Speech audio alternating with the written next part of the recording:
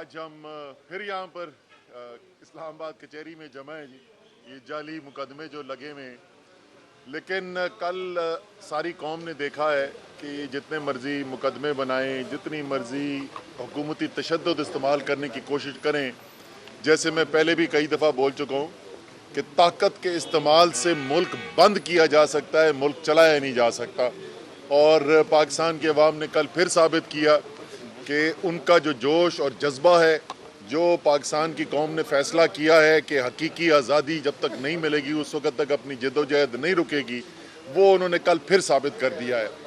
ये हुकूमत जो पहले अगर किसी के जहन में कोई इबाम था कि ये सारी साजिश किस लिए थी, तो वो खुर्रम दस्तगीर की ज़ुबान से उन्होंने अब हकीकत सुन ली है, तो अब तो किसी के पास कोई इबाम नहीं रह गया है।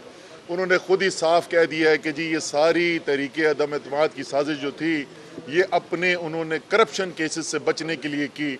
और उसके बाद देख भी लिया कौम ने कि जिस वक्त कौम की रिलीफ की ज़रूरत की बात आती है तो वो कहते हैं जी हमारे हाथ बंधे हुए हैं और IMF हमारे सर के ऊपर सवार है और आलमी मंडियों के अंदर क्या क्या हो गया। लेकिन वही हुकूमत जो है वो अपने आप को रिलीफ देने के लिए किस तेज़ी से काम कर रही है। नैब का कानून बनने के लिए जा रहा है जिसके अंदर तमाम PDM के लीडर जो हैं उनके चुन चुन के केसेस जो हैं वो माफ़ कराए जा रहे हैं। और इस एक कानून के ज़रिए 1200 अरब रुपए का कौम की लूटी हुई दौलत के केसेस जो हैं उनको ख़त्म किया जा रहा है। ये 1200 अरब रुपए बहुत काफ़ी थे। हुकूमत इससे पेट्रोल के ऊपर, डीज़ल के ऊपर, बिजली के ऊपर, घी के ऊपर, चीनी के ऊपर, आटे के ऊपर सब पे रिलीफ दे सकती थी, लेकिन उन्होंने कौम को रिलीफ देने के बजाय अपने आप को रिलीफ देना जो है वो इनके लिए ज़्यादा बेहतर समझा, क्योंकि ये उनको भी पता है कि वोटों से अवाम के तो वो आए नहीं हुकूमत के अंदर, तो उन्होंने खुश रखना है अपने बैरूनी आकाओं को। उनको इससे फ़र्क नहीं पड़ता कि अवाम उनके बारे में क्या कह रहे हैं। ख़ुद ही हमारे यहीं के इस्लामाबाद के उनके एक लीडर हैं जो बोल चुके हैं, सारी कौम को बता चुके हैं कि हम घर से निकलते हैं तो बाज़ार में जाने से पहले, अवाम में जाने से पहले गनमैन साथ रखने पड़ते हैं। तो उनको पता है अवाम में उनकी क्या हैसियत रह गई है। लेकिन इंशाअल्लाह ताला ये जो एक तारीख़ी जद्दोजहद हो रही है, इमरान खान की कप्तानी के अंदर पूरी कौम जिस तरीके से निकली हुई है, इंशाअल्लाह जल्द पाकिस्तान को हकीकी आज़ादी मिलेगी। बाबरवान साहब आपके। Thank you sir. देखिए, आज इस एतबार से एक आम दिन है कि पाकिस्तान की तारीख में किसी फौजी डिक्टेटर के ज़माने में भी किसी पॉलिटिकल पार्टी के ख़िलाफ़ इतने मुकदमात नहीं बने जो सिर्फ इस्लामाबाद के अंदर मुख्तलिफ़ थानों के अंदर 62 FIRों के अंदर 2500 से ज़्यादा मालूम और नामालूम लोगों को रखा गया। 62 FIR हैं। उनमें हमने पहले सुप्रीम कोर्ट ऑफ पाकिस्तान में अपना मौक़िफ़ पेश किया था 25 को।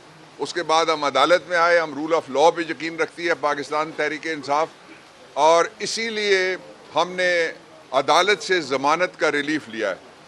उसके बाद मैं ये बात भी रिकॉर्ड पे लाना चाहता हूँ कि पाकिस्तान में सिर्फ एक ग्रुप है जो रूल ऑफ लॉ पे यकीन नहीं रखता, वो NRO भी यकीन रखने वाले हैं।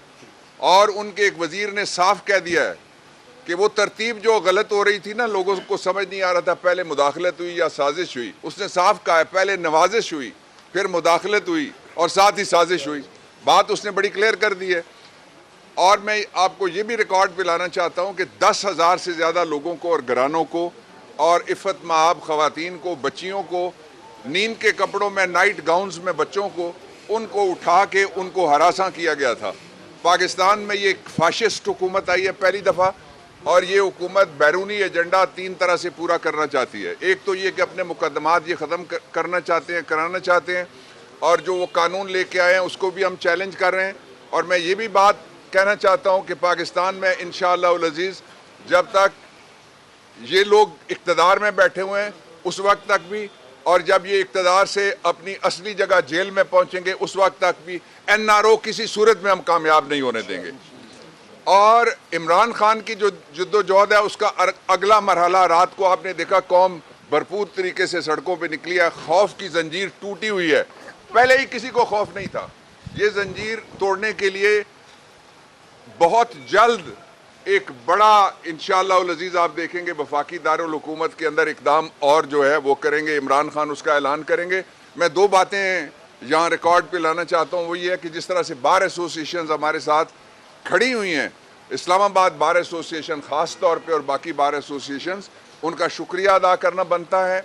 और वो कारकुन जो डटे रहे, जो पीछे नहीं हटे, वो कारकुन जो जेलों से नहीं डरे, वो कारकुन जिन्होंने हथकड़ी को जमहूरियत का हुस्न समझा इस दौर में जमहूरियत लाने वालों का, उनको भी हम खराज तहसीन पेश करते हैं। और ख़ास तौर पे हमारी ILF के वकला को, और जो इंसाफ लॉयर्स फोरम के वकला हैं, उन्होंने इस्लामाबाद के अंदर एक अलहदा से रिकॉर्ड बनाया, लाहौर में अलहदा से रिकॉर्ड बनाया, और बाकी जगह पे भी उनको हम शाबाश भी देते हैं। और इंशाअल्लाह अज़ीज़ उनके लिए अच्छा वक्त है, बहुत अच्छा वक्त है, वो अपनी इस जद्दोजहद को और निखार सकते हैं। आखिरी बात मैं ये कहना चाहता हूँ कि जो इम्पोर्टेड गवर्नमेंट है, उस गवर्नमेंट ने फैसला किया हुआ है कि पाकिस्तान को किसी तरह से श्रीलंका के रास्ते पर डाले, और उस फैसले के नतीजे में आज पाकिस्तान में वो महंगाई है जो पाकिस्तान की 75 साल तारीख में पहले कभी नहीं हुई।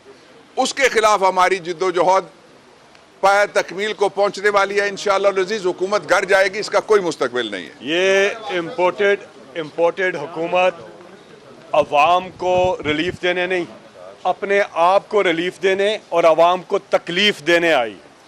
ये इम्पोर्टेड हुकूमत जितने हरबे इस्तेमाल कर ले, पाकिस्तान के शहरियों का जज्बा उतना बुलंद हो रहा है।